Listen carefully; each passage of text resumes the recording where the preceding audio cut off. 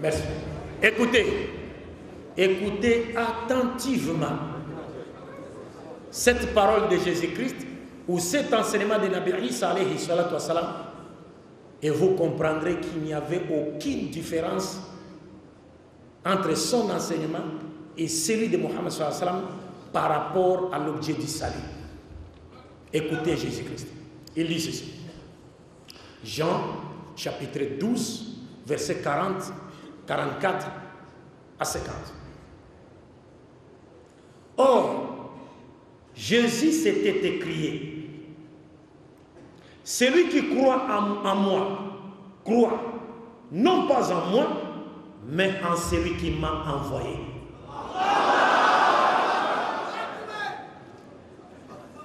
Cher imam, je pense qu'il y a un tel verset dans le Coran où Dieu dit: celui qui obéit au prophète, il obéit à Dieu.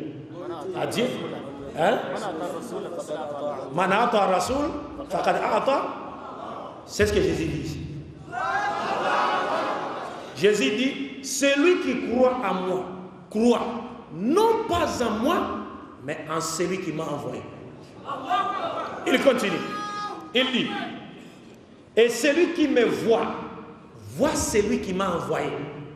Celui qui me voit, voit celui qui m'a envoyé. On a expliqué l'autre fois. Quand un prophète de Dieu dit celui qui m'a vu a vu Dieu, ça ne veut pas dire celui qui le voit littéralement, voit Dieu littéralement. Non, ça veut dire quoi? Ça veut dire comme Dieu ne peut pas être vu par les êtres humains au sens d'être perçu comme on voit son semblable, il a constitué ses messagers pour être ses représentants dans la transmission de sa volonté. Ainsi, quiconque voit les messagers de Dieu, il voit Dieu, non pas dans le sens de percevoir Dieu, mais dans le sens de connaître Dieu, parce que le messager est le porte-parole de Dieu, il est le représentant de Dieu. Celui qui voit l'ambassadeur du Niger en Belgique, il voit son excellence Mohamed Youssouf.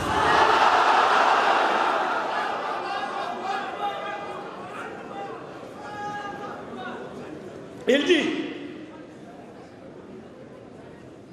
je suis venu comme une lumière dans le monde, afin que quiconque croit en moi ne demeure point dans les ténèbres. Il est venu comme une lumière. Vous savez même, le prophète Mohammed sallallahu alayhi wa sallam est appelé quoi? Lumière. Nous, et non seulement Jésus. Jésus a dit à ses apôtres, il a dit: vous êtes la lumière du monde.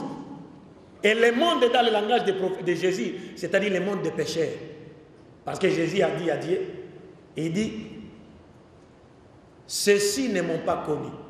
Ils étaient du milieu du monde, tu me les as donnés. Et parlant des Juifs, il dit: le monde ne m'a pas connu, mais ceux-ci m'ont connu. Et ils ont su que c'est toi qui m'as envoyé. Mais le monde les déteste à cause de la parole que je leur ai donnée. Quel monde? Les animaux? Non. C'est le monde, symbolisme des pécheurs, comme Dieu dit dans le Coran: وَمَنْ يُرِيدُ ثَوَابَ الدُّنْيَا نُؤْتِهِ مِنْهَا وَمَنْ يُرِيدُ ثَوَابَ الْآخِرَةِ نُؤْتِهِ مِنْهَا. Alors bref, il dit, je prends le verset, il dit 47: si quelqu'un entend mes paroles, suivez attentivement, c'est Jésus qui parle.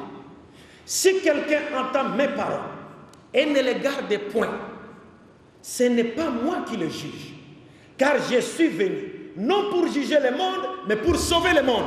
Une fois de plus, je vous dis, le monde dans le langage de Jésus, ça veut dire le symbolisme des pécheurs juifs. Donc il dit, la Bible dit, il est venu dans le monde ne l'a pas connu. Le monde qui n'a pas connu Jésus, ce sont les Juifs. Ils sont appelés les mondes dans la terminologie juive. Vous pouvez avoir cela dans les glossaires de la Bible Louis II des chrétiens protestants. Regardez seulement le mot monde, on vous donne trois sens.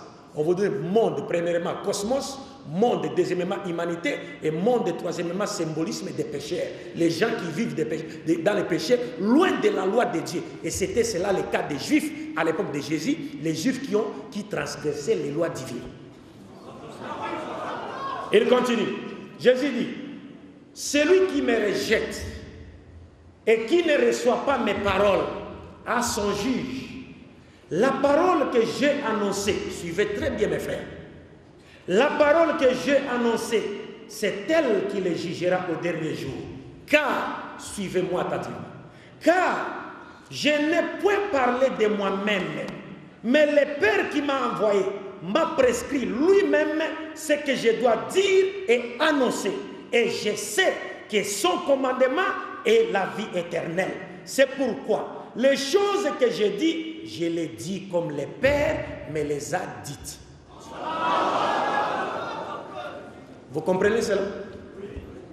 Il dit que je sais que son commandement est la vie éternelle. Il dit, je ne parle pas de moi-même, ce n'est pas moi qui dis, mais c'est Dieu qui m'a donné cette parole que j'enseigne. C'est pourquoi, dans Jean chapitre 5, verset 24, Jésus dit aux Juifs, en vérité, je vous l'ai dit, celui qui écoute ma parole, c'est-à-dire qui m'obéit simultanément dans tout ce que j'ordonne et interdit, et qui croit en celui qui m'a envoyé, a la vie éternelle. Il ne vient point au jugement, mais il est passé de la mort à la vie. Il est passé de la mort à la vie. Remarquez, il dit il est passé de la mort à la vie.